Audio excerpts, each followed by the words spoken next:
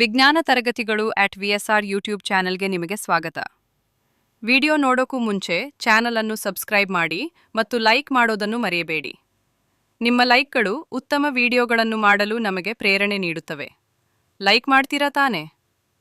ಡಿಸ್ಕ್ರಿಪ್ಷನ್ನಲ್ಲಿ ಈ ವಿಡಿಯೋಗೆ ಸಂಬಂಧಪಟ್ಟ ಮಾಹಿತಿ ಇದೆ, ಡೌನ್ಲೋಡ್ ಮಾಡಿಕೊಳ್ಳಿ. ಎಲ್ರಿಗೂ ನಮಸ್ಕಾರ.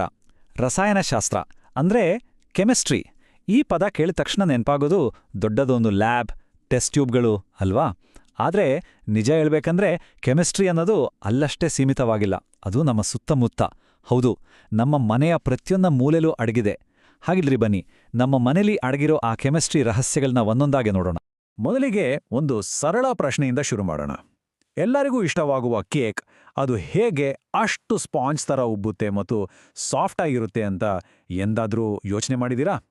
ಇದರ ಹಿಂದೆ ಒಂದು ಸಣ್ಣ ಆದರೆ ಇಂಟ್ರೆಸ್ಟಿಂಗ್ ಸೈನ್ಸ್ ಇದೆ. ಸರಿ, ಈಗ ಅಡುಗೆ ಮನೆಯಿಂದ ಹೊರಬಂದು ಇನ್ನೊಂದು ಸ್ವಲ್ಪ ಗಂಭೀರವಾದ ಪ್ರಶ್ನೆ ನೋಡೋಣ. ಒಂದು ವೇಳೆ ಮೂಳೆ ಮುರಿದ್ರೆ ಅದನ್ನ ಮತ್ತೆ ಜೋಡಿಸಿ ಗಟ್ಟಿಗೊಳಿಸೋಕೆ ಡಾಕ್ಟರ್ಸ್ ಏನ್ ಬಳಸ್ತಾರೆ? ನಂಬೋಕೆ ಕಷ್ಟ ಆಗ್ಬೋದು, ಆದರೆ ಈ ಎರಡೂ ಪ್ರಶ್ನೆಗಳಿಗೆ ಒಂದು ಕಾಮನ್ ಕೆಮಿಕಲ್ ಕನೆಕ್ಷನ್ ಇದೆ. ಹೌದು, ಈ ಎರಡೂ ಬೇರೆ ಬೇರೆ ಪ್ರಶ್ನೆಗಳಿಗೆ ಉತ್ತರ ಒಂದೇ. ಅದು ನಮ್ಮ ದಿನನಿತ್ಯದ ಜೀವನದಲ್ಲಿ ನಾವು ಬಳಸೋ ರಸಾಯನಶಾಸ್ತ್ರ. ಇವತ್ತು ನಾವು ನಮ್ಮ ಮನೆಯಲ್ಲೇ ಇರುವ ಕೆಲವು ಸಾಮಾನ್ಯ ರಾಸಾಯನಿಕಗಳ ಅಸಾಮಾನ್ಯ ಕಥೆಗಳನ್ನ ತಿಳಿದುಕೊಳ್ಳಲಿದ್ದೇವೆ. ನಮ್ಮ ಮೊದಲ ನಿಲ್ದಾಣ, ಮನೆಯ ಹೃದಯ ಅಂತಾನೆ ಹೇಳಬಹುದಾದ ಅಡಿಗೆ ಮನೆ. ಇಲ್ಲಿ ರುಚಿಕರವಾದ ಅಡಿಗೆ ಮಾತ್ರ ಅಲ್ಲ, ಕೆಲವು ಇಂಟ್ರೆಸ್ಟಿಂಗ್ ಕೆಮಿಕಲ್ ರಿಯಾಕ್ಷನ್ಗಳೂ ನಡೆಯುತ್ತವೆ. ನಮ್ಮ ಕೇಕ್ ಪ್ರಶ್ನೆಗೆ ಉತ್ತರ ಇಲ್ಲೇ ಸಿಗುತ್ತೆ. ಇದರ ಹೆಸರು ಅಡುಗೆ ಸೋಡಾ. ಇದರ ಕೆಮಿಕಲ್ ಹೆಸರು ಸೋಡಿಯಂ ಬೈಕಾರ್ಬೊನೇಟ್. ಇದನ್ನ ಬಿಸಿ ಮಾಡಿದಾಗ ಏನಾಗುತ್ತೆ ಅಂದ್ರೆ ಕಾರ್ಬನ್ ಡೈಆಕ್ಸೈಡ್ ಗ್ಯಾಸ್ ಸಣ್ಣ ಸಣ್ಣ ಗುಳ್ಳೆಗಳಾಗಿ ಹೊರಬರುತ್ತೆ. ಇದೇ ಗುಳ್ಳೆಗಳು ಕೇಕ್ ಅಥವಾ ಬ್ರೆಡ್ ಹಿಟ್ಟನ್ನ ಮೇಲೆತ್ತಿ ಉಬ್ಬುವಂತೆ ಮಾಡಿ ಅದನ್ನ ಸಾಫ್ಟ್ ಆಗಿ ಮಾಡ್ತವೆ. ಅಡುಗೆ ಮಾಡೋದೊಂದೇ ಅಲ್ಲ, ಈ ಅಡುಗೆ ಸೋಡಾ ಒಂದು ಸೂಪರ್ ಸ್ಟಾರ್ ಇದ್ದಾಗೆ.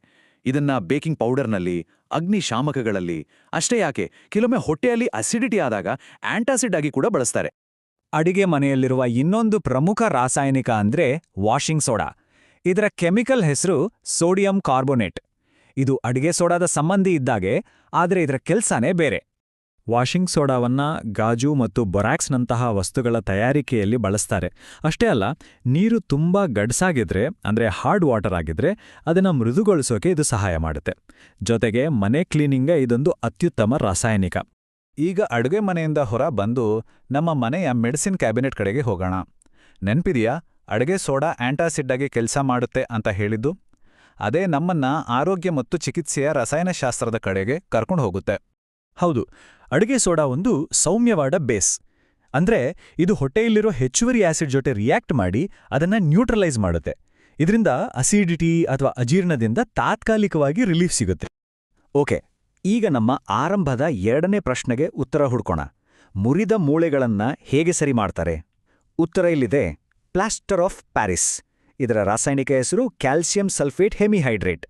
ಹೆಮಿಹೈಡ್ರೇಟ್ ಅಂದ್ರೆ ಇದರ ಒಂದೊಂದು ಅಣುವಿನಲ್ಲೂ ಅರ್ಧದಷ್ಟು ಮಾತ್ರ ನೀರಿರುತ್ತೆ. ಇದೇ ಇದರ ಸ್ಪೆಷಾಲಿಟಿ. ಇದನ್ನ ಮುಖ್ಯವಾಗಿ ಮುರಿದ ಮೂಳೆಗಳಿಗೆ ಪ್ಲಾಸ್ಟರ್ ಹಾಕೋಕೆ ಬಳಸ್ತಾರೆ. ಯಾರಿಗಾದ್ರೂ ಕೈಕಾಲು ಮುರಿದ ಅನುಭವ ಇದ್ರೆ ಅವರಿಗೆ ಇದರ ಪರಿಚಯ ಖಂಡಿತ ಇರುತ್ತೆ. ಅಷ್ಟೇ ಅಲ್ಲ, ಆಟಿಕೆಗಳು, ಡೆಕೋರೇಟಿವ್ ವಿಗ್ರಹಗಳನ್ನ ಮಾಡೋಕೆ ಮತ್ತು ಗೋಡೆಗಳನ್ನು ನುಣುಪಾಗಿಸೋಕೆ ಕೂಡ ಇದನ್ನ ಬಳಸ್ತಾರೆ.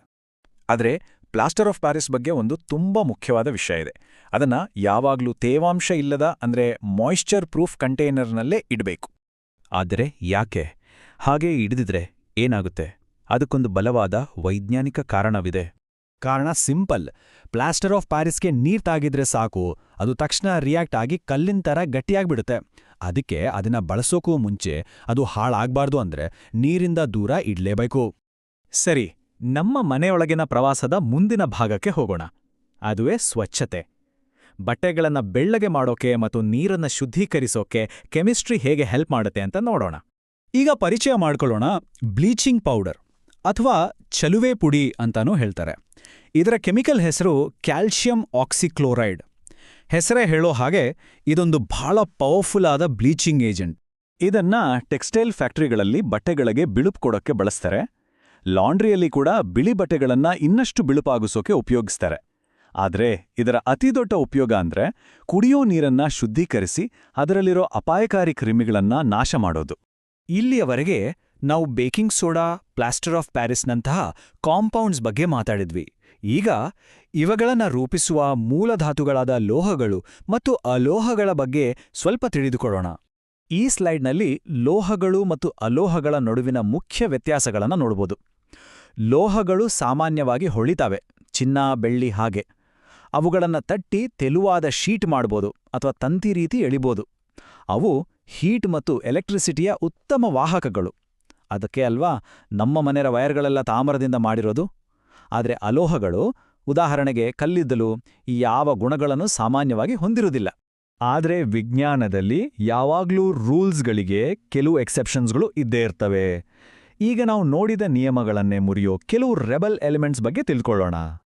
ಸಾಮಾನ್ಯವಾಗಿ ಲೋಹಗಳೆಲ್ಲ ಘನರೂಪದಲ್ಲಿರ್ತವೆ ಅಲ್ವಾ? ಆದರೆ ಪಾದರಸವನ್ನ ನೋಡಿ, ಅದು ರೂಮ್ ಟೆಂಪ್ರೇಚರ್ನಲ್ಲೇ ದ್ರವ. ಇನ್ನೂ ಅಲೋಹಗಳು ಹೊಳೆಯೋದಿಲ್ಲ ಅಂತ ನಾವು ಓದಿದ್ವಿ, ಆದರೆ ಅಯೋಡಿನ್ ಮಾತ್ರ ಇದಕ್ಕೆ ಅಪವಾದ. ಅದು ಶೈನ್ ಆಗತ್ತೆ. ಇನ್ನೊಂದು ಆಶ್ಚರ್ಯ ಅಂದ್ರೆ, ಪೆನ್ಸಿಲ್ನಲ್ಲಿರೋ ಗ್ರಾಫೈಟ್ ಒಂದು ಅಲೋಹ, ಆದ್ರೂ ಅದು ಕರೆಂಟ್ ಪಾಸ್ ಮಾಡತ್ತೆ. ಅಬ್ಬಾ, ಇಷ್ಟೇ ಅಲ್ಲ, ಸೋಡಿಯಂ, ಪೊಟ್ಯಾಷಿಯಂನಂಥ ಲೋಹಗಳಂತೂ ಇಷ್ಟೊಂದು ಸಾಫ್ಟ್ ಅಂದ್ರೆ ನಂಬಲಿಕ್ಕಾಗಲ್ಲ. ಅದನ್ನ ಚಾಕುವಿನಿಂದ ಬೆಣ್ಣೆ ಕತ್ತರಿಸಿದ ಹಾಗೆ ಕತ್ತರಿಸ್ಬೋದು.